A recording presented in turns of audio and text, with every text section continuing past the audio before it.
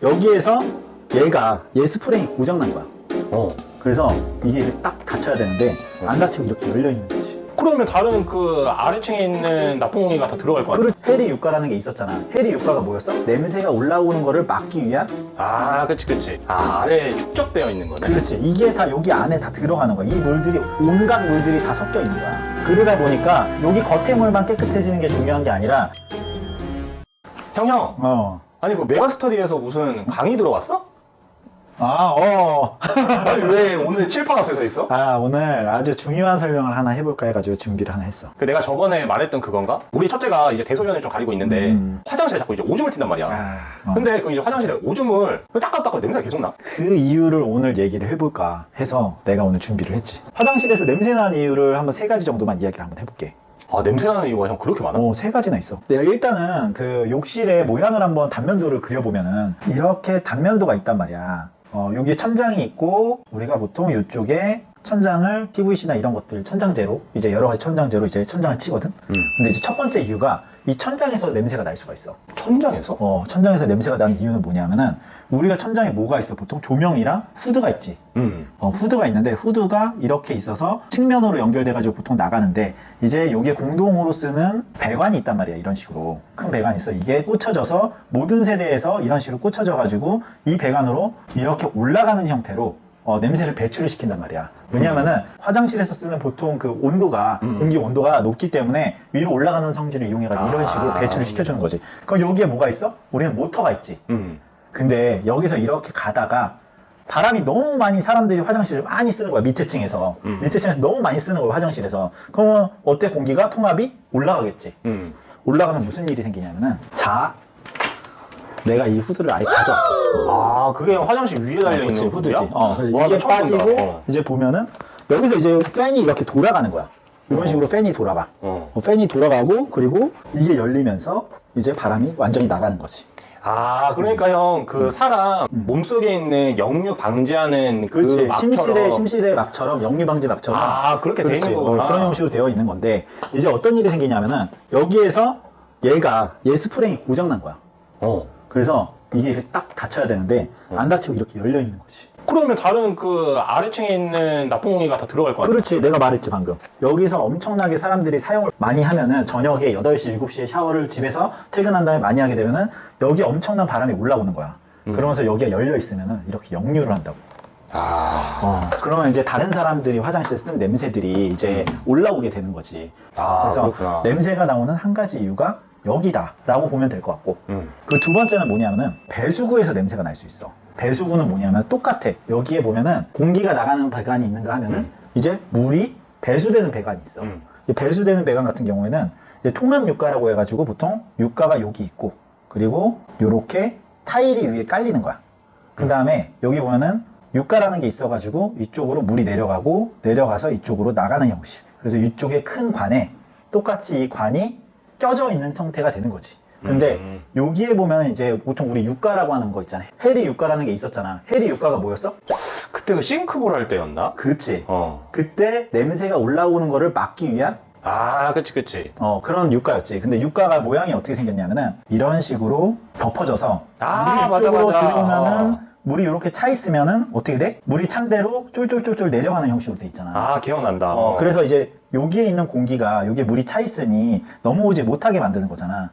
그런 유가야 이게. 여기는 스테인리스를 보통 덮여 있지. 이런 식으로 되어 있는 유가의 원리로 냄새가 방지되는데 여기 있는 물이 말라 있으면 어떻게 될까? 물이 말라 있으면 냄새가 올라오지. 그렇지. 그런 거야. 어떻게 보면 요즘에 이렇게 큰 욕실이 있으면은 단차 시공을 많이 한단 말이야. 그러면은 여기는 샤워실이야. 여기 샤워야. 샤워로 이제 파티션이 있어. 예를 들어. 그러면은 세면대가 있고 여기에 보통 변기가 있지. 세면대랑 변기랑 보통 여기는 건식으로 쓰길 원한단 말이야. 건식이라고 하면은 뭐냐면은 양말을 신고 들어왔으면 좋겠다는 느낌이야. 여기에 샤워 부스를 만들어주면은 이 단차 시공을 해요. 바닥을 이렇게 하고 이걸 올려버려. 바닥을. 그러면은 여기에서 물이 배수구로 해서 나가게 되고 여기에 있는 배수구가 있는데 여기에 물을 잘 안 쓰다 보니까 냄새가 나기 시작을 하는 거야. 여기서 올라오는 거거든. 그래서 여기에 이제 건식으로 사용하시는 분들은 어떻게 보면 여기에서 이제 냄새 난다고 보면 돼. 단차 시공이 정확하게 뭐냐면은 이렇게 타일을 올려주는 거야. 그럼 여기서 물을 아무리 써도 여기 물이 안 넘치겠지. 그런 형태로 이제 샤워하는 쪽에서 물은 여기서 이제 다 내려가게 하고, 여기는 맨발로 다닐 수 있게 하는 게 이제 단체 시공이란 말이야. 여기는 뭐 습식으로 쓰고 여기는 건식으로 씁니다. 뭐 이런 식으로 설명하거든. 건식이랑 습식은 사실 시공 방법을 얘기하는 건데, 그럼 이제 물을 사용해서 타일을 붙이느냐 아니냐 이걸 얘기하는 거거든 사실. 근데 이제 사람들이 이제 거기 습식으로 사용해요, 건식으로 사용해요 이렇게 잘못 알아들어가지고 그렇게 된 거긴 해. 근데 이제 일반 사람들, 보통 사람들의 의견에 반영해가지고 이제 표현을 하자면, 여기는 이제 건식으로 쓰고 여기는 습식으로 쓰는 거야. 물 있게 쓰는 거야. 여기는 이제 양말로 여기는 이제 쓰는 거지. 그런 형식으로 이제 될 수 있다는 거지. 그래서 여기에 만약 배수구가 있으면 해리 유가가 여기가 말라가지고 여기에 공기가 그냥 올라올 수 있다는 거야. 아, 너무 건조해서. 그렇지. 그리고 두 번째는 뭐냐면은 이쪽에 배관에서 물이 다 엄청나게 사용하는 거야. 마침 8시에 10명 정도의 세대에서 갑자기 샤워를 막 하기 시작을 하는 거지. 그러면 여기에 밀려오는 압력 때문에 이 해리를 뚫고 이 물을 뽀글뽀글 뚫고 냄새가 올라오는 경우도 있어. 왜냐면 이 관 자체에 압력이 너무 세져가지고 여기에 있는 공기가 어디 갈지 몰라가지고 요렇게 세게 요 배수구를 통해가지고 냄새가 조금 올라오는 것이, 이런 경우도 있어. 그래서 결국에는 같이 이 배관을 사용하기 때문에 생기는 일이라고 생각하면 될 것 같아. 그래서 첫 번째는 뭐라고? 후드에서 냄새가 역류한다.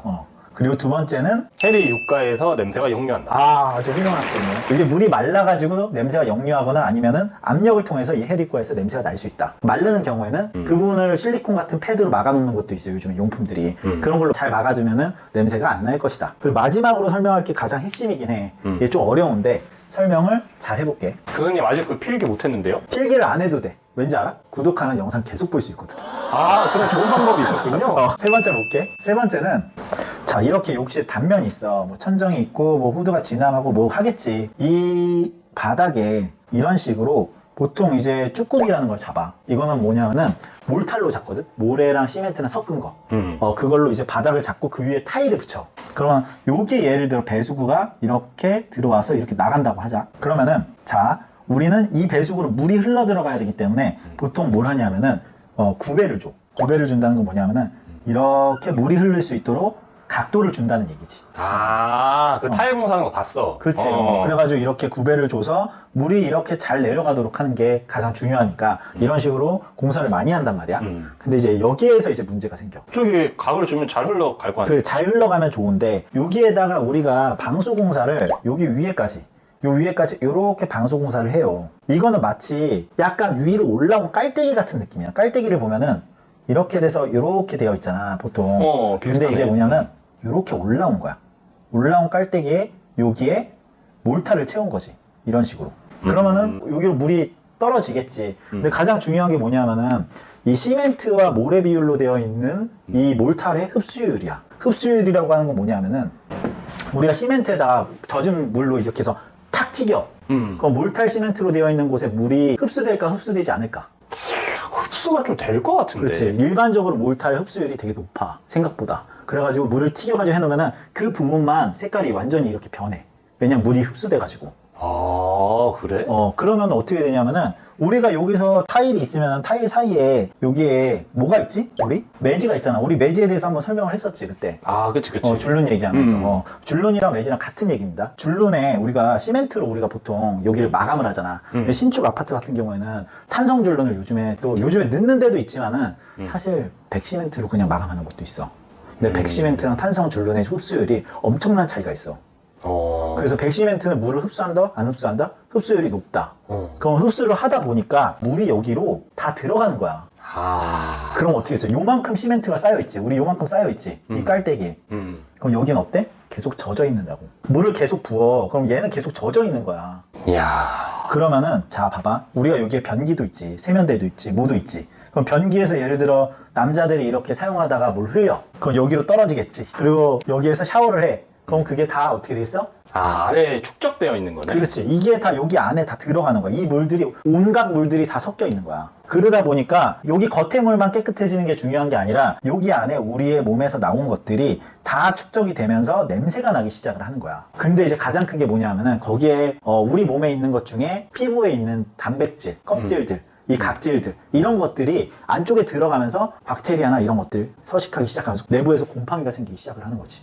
아, 형은 이제 그 1000세대 넘게 시공을 해봤으니까 엄청 많이 봤겠네. 그치. 이걸 철거하면은 냄새가 그러면 그걸 방지하려면 어떻게 해야 돼? 그래서 우리가 어떻게 하냐면은 락스를 사용해. 락스를 사용해서 박테리아나 이런 것들이 단백질 먹잖아. 그런 것들을 락스로 완전 다 죽여버리는 거야. 근데 형 그러면 락스도 거기 안에 들어가지 않아? 락스가 안에 들어가서 얘네들을 어떻게든 좀 약하게 만드는 거지. 그래서 아. 락스를 뿌리면은 당분간은 냄새가 안 나. 그렇게 되는 거지. 그래서 락스를 냄새를 좀 없애는 거라고 생각을 하면 될 것 같은데, 락스를 사용하지 않으면 그래서 청소를 아무리 해도 냄새가 계속 나는 거야. 그러면 형 청소할 때 어쩔 수 없이 뭐 락스 뭐 많이 맡으면 몸에 안 좋다 하지만 그렇지. 거기에다가 남자들이 가장 중요한 게 뭐냐면 조준을 진짜 잘해야 돼. 왜냐하면은 락스랑 또 암모니아랑 이제 그 오존 성분이랑 만나면 안 좋은 가스가 생겨. 그게 몸에 해로워요. 그런 부분들을 주의해서 그 남자분들은 좀 이제 앉아서나 아니면 이렇게 좀 필요하다.